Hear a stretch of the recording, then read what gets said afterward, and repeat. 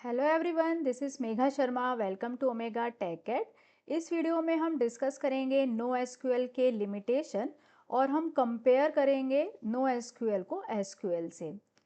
Disadvantages means limitation.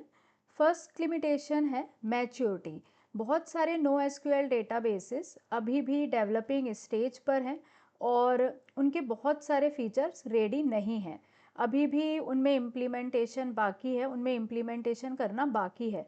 तो जब हम ये डिसाइड करते हैं कि हमें नो एसक्यूएल डेटाबेस यूज़ करना है तो हमें प्रोडक्ट को प्रॉपरली एनालाइज करना चाहिए और ये इंश्योर करना चाहिए कि जो उसके फीचर्स हैं वो फुली इम्प्लीमेंटेड हैं या नहीं। जैसे ऐप्स में कुछ टूल्स होते हैं बीटा वर्जन, तो उनको यूज़ करने से पहले चेक करना चाहिए कि वो फुली रिलायबल हैं या नहीं। नेक्स्ट जो लिमिटेशन है वो है सपोर्ट। मोस्टली जो नो एसक्यूएल डेटाबेस होते हैं वो ओपन सोर्स होते हैं, तो उनमें बड़ी कंपनी जैसे ओरेकल, माइक्रोसॉफ्ट जैसा स्ट्रॉन्ग कस्टमर सपोर्ट नहीं होता है। Limited query capabilities. No SQL speed और स्केलिंग के लिए डिज़ाइन किया गया है, इसलिए इसमें एसक्यूएल के कंपेयर में लिमिटेड क्वेरिंग कैपेबिलिटीज़ हैं। एसक्यूएल में कोई रिपोर्ट जब हम जनरेट करते हैं तो एक क्वेरी से इजीली हम रिपोर्ट को जनरेट कर लेते हैं, लेकिन वही रिपोर्ट अगर हमें नो एसक्यूएल में जनरेट करनी है तो उसके लिए हमें एक्स्ट्रा कोडिंग करनी पड़ेगी। एडमिनिस्ट्रेशन। रियलिटी में जब हम नो एसक्यूएल यूज़ करते हैं तो इंस्टॉलिंग एंड उसको मेंटेन करने के लिए हमें स्किल लोगों की ज़रूरत होती है और इसी तरीके से expertise. No SQL new technology है तो बहुत कम डेवलपर्स इसमें एक्सपर्ट हैं कंपेयर टू एसक्यूएल। जो नो एसक्यूएल है उसमें एक्सपर्ट फाइंड करना डिफ़िकल्ट होता है। अब हम कंपेयर करेंगे एसक्यूएल को नो एसक्यूएल से, जो कि बहुत ही सिंपल है। एसक्यूएल डेटाबेस जो होता है वो उसमें जो डेटा होता है वो स्ट्रक्चर्ड टेबल में स्टोर होता है और हमें मालूम है कि इसमें रोज एंड कॉलम्स में डेटा स्टोर होता है। नो एसक्यूएल जो है वो फ्लेक्सिबल मॉडल है, जैसे कि डॉक्यूमेंट्स, की वैल्यू पेयर्स, वाइट कॉलम्स और ग्राफ। एसक्यूएल में फिक्स्ड स्कीमा होता है। नो एसक्यूएल जो है वो स्कीमा लेस होता है। इसमें हम किसी भी तरीके के डेटा को हैंडल कर लेते हैं, structured, semi structured and unstructured data. SQL database follow ACID principles to ensure reliable and accurate transactions. ACID principles के बारे में हम प्रीवियस वीडियो में डिस्कस कर चुके हैं।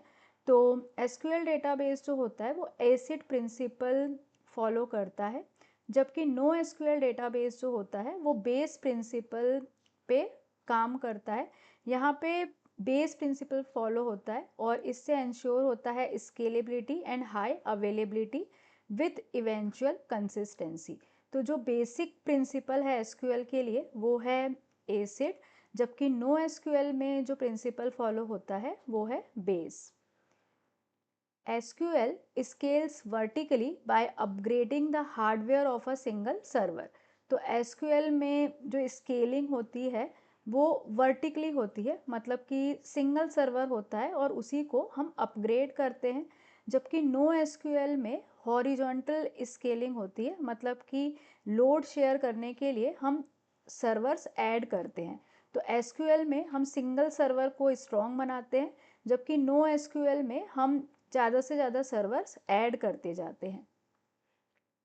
SQL uses structured query language to manage and query data, जबकि no SQL में हम डिफरेंट क्वेरी लैंग्वेज यूज़ करते हैं depending on the database. For example MongoDB, Jason, इस तरह से इसमें अलग अलग क्वेरी लैंग्वेज यूज़ होती हैं। SQL is best for applications needing accuracy and consistency like banking, finance and healthcare।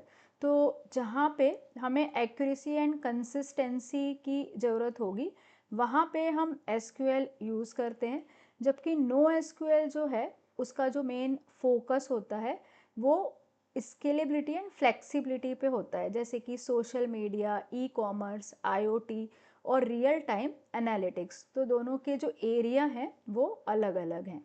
Examples हैं my SQL, Oracle SQL server, और नो एसक्यूएल में मोंगोडीबी, कैसेंड्रा, काउचडीबी एंड रेडिस। तो एसक्यूएल और नो एसक्यूएल को हमने यहाँ पे कंपेयर किया।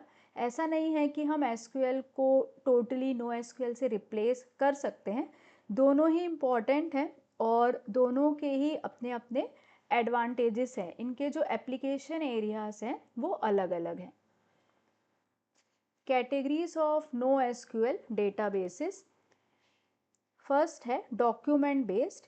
इसमें डॉक्यूमेंट के फॉर्म में डेटा स्टोर होता है, जैसे कि मोंगोडीबी। सेकेंड है एक्सएमएल डेटाबेस। एक्सएमएल का यूज़ करके हम इसमें डेटा स्टोर करते हैं, जैसे मार्क लॉजिक। नेक्स्ट है ग्राफ डेटाबेस। ग्राफ डेटाबेस में डेटा नोड्स में स्टोर होगा। नोड्स एक ऑब्जेक्ट की तरह है और नोड्स एजेस के थ्रू कनेक्ट होते हैं। तो एज और नोड्स ये दो चीज़ें इसमें इम्पॉर्टेंट हैं। एज जो है वो एजेस जो है वो नोड के बीच रिलेशनशिप को बताती हैं।